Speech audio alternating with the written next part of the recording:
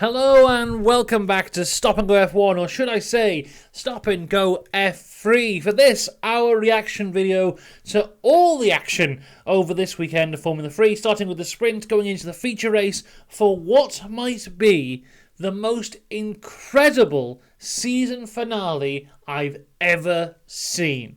Absolutely fantastic stuff. I could not believe what I was watching, especially into that feature race. We'll get into all of that and more in just a moment. Before that, though, like and subscribe, of course. Those are the rules. And a huge shout out to our members, Dakota, the Joyous James, Robin Myers, and Cinnamon Strudel. If you want to become a member, there is a link in the description. We will start with the sprint race. And going into the sprint race, we have 6 different drivers who could come out of this weekend as Formula 3 champion. I believe it was originally 7 different drivers who could become Formula 3 champion, but Ollie Gerfer has had the call up to Formula 2 to replace Franco Colapinto, so that 7 has gone down to 6, and that 6 will go down to 4. But more on that in a second.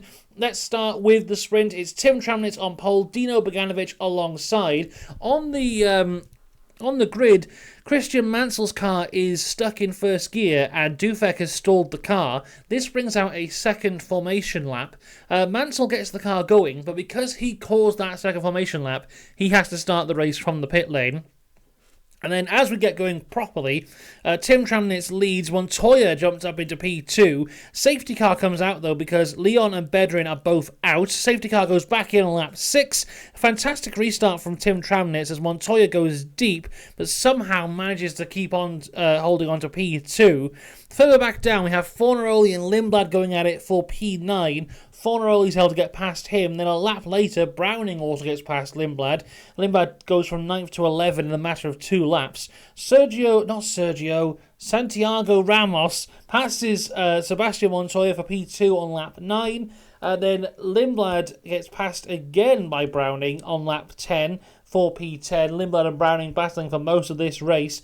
Ramos passes Montoya again for P2. Another battle that went on for a few laps there on lap 13. We get a late safety car here as Esterson and Wisnicki are out on lap 13.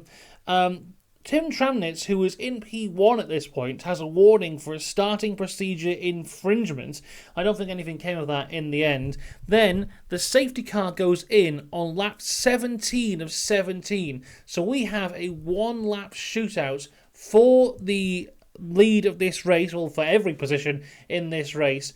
And as we come to pass, Dunn passes Beganovic. Fornaroli falls massively to P9. Megatuniv goes up to P6. And as we cross the line, it is Tramnitz who takes the win. Montoya in P2. Ramos is 3rd. 4th is Dunn. Beganovic is in P5. Megatuniv is 6th. Browning 7th. Boyer 8th. Fornaroli 9th. Gabriele Mini in 10th.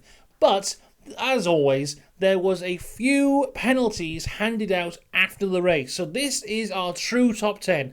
Tramnitz keeps the win, so that starting procedure infringement didn't come back to haunt him. Ramos takes P2. Dunn is 3rd. Beganovic 4th.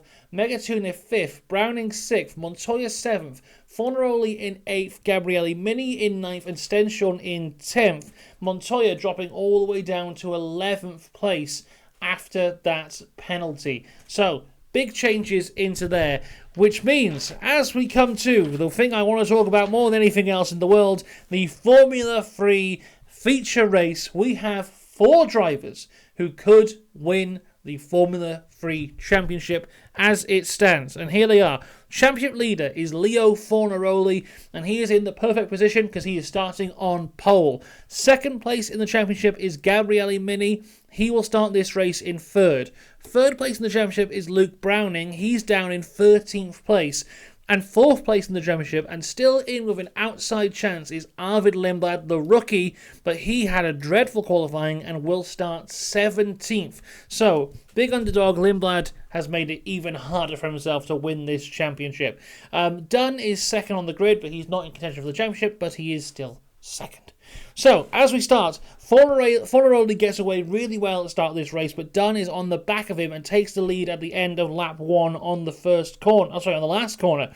Megatunif is able to pass Mini as well for P3. That's on lap 2. So a bad start for both our championship contenders, but Fornaroli is the champion as it stands right now. There's a fantastic battle further back for P5 between Montoya, Mansell, Ramos and Boyer. Mansell was on it this race. At some point, though, Mansell loses the front nose cone of his car.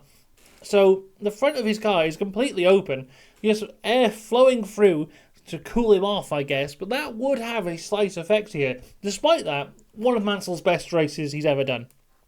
He's able to take P5 at this point. Fornaroli is now putting pressure on Dunn, but further back, Luke Browning, one of our championship contenders, is out. This is on lap 3, and it brings out a safety car.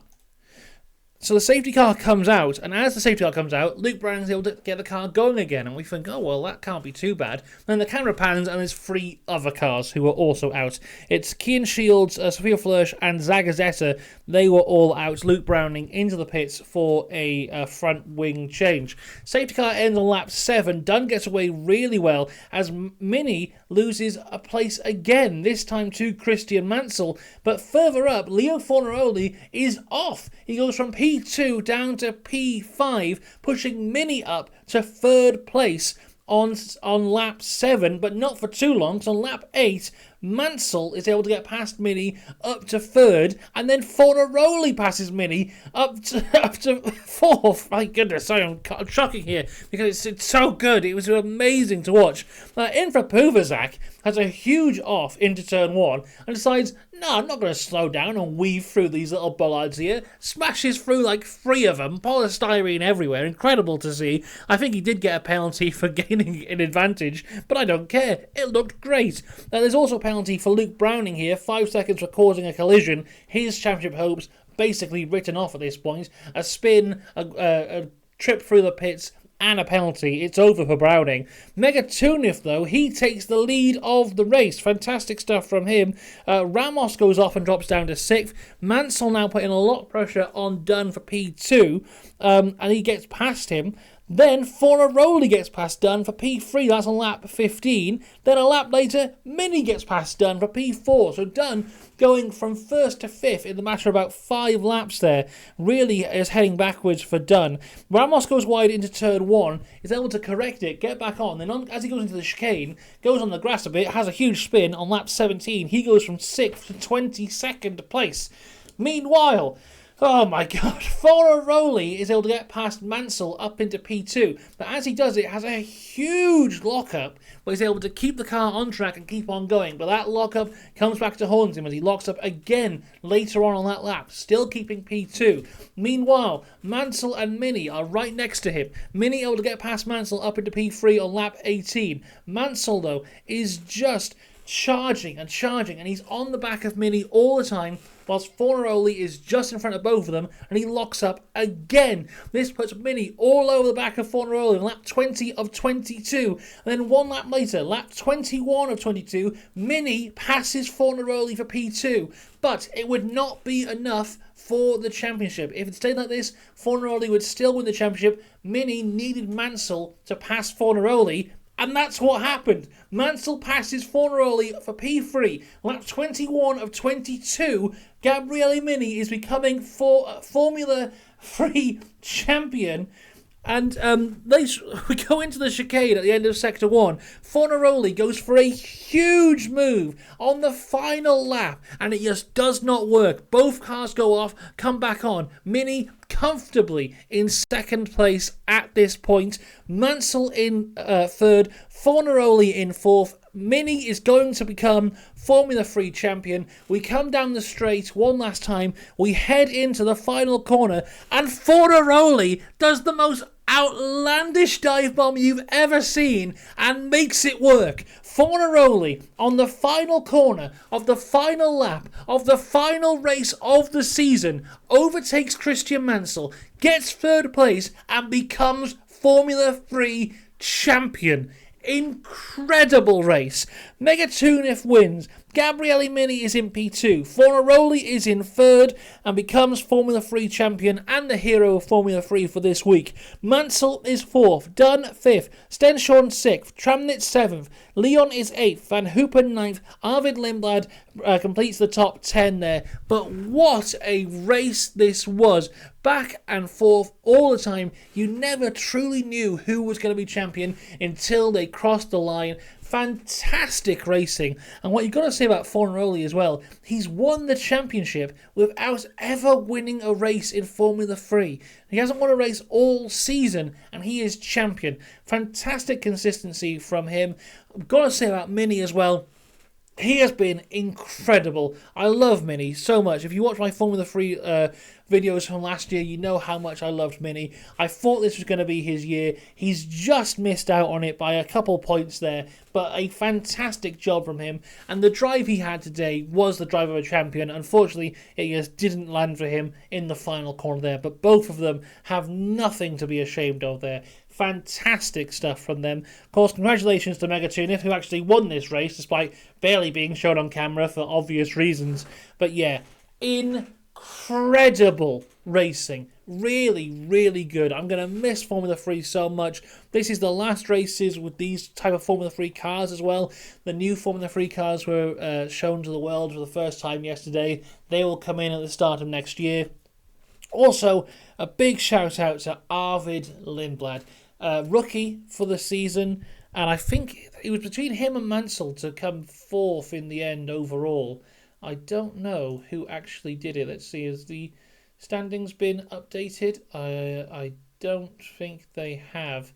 But yeah, it was between Lindblad or Mansell for 4th, but you know, both of them were incredible, and I think Mansell a rookie as well, but both of them did a fantastic job. A wonderful, fantastic field of Formula 3 this year. One of the most competitive Formula 3 seasons of all time.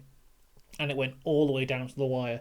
What a race. What an incredible season. Congratulations to everyone who took part. I cannot wait for more Formula 3 next year. But a lot of these guys we'll be seeing in Formula 2. Because we're seeing a lot of guys leaving Formula 2. You know, the entire Prema team of Formula 2 are getting promoted to Formula 1. So I wouldn't be surprised if, you know, Fornaroli will definitely be there. I think Mini should be as well. And you know what? Why not give Lindblad and Mansell a chance as well? Put them out to Formula 2 as well. I'd love to see them compete in there as well. There we go. That's Formula 3 for 2024. There are no more words to say. It was beautiful. It was incredible. Congratulations, Leo Fornaroli. I will see you later on today for all things Formula 2. Then later on today again for all things Formula 1. Tomorrow Formula 1 driver racing will be out. I'll see you then. Until then though, have a good one. Goodbye.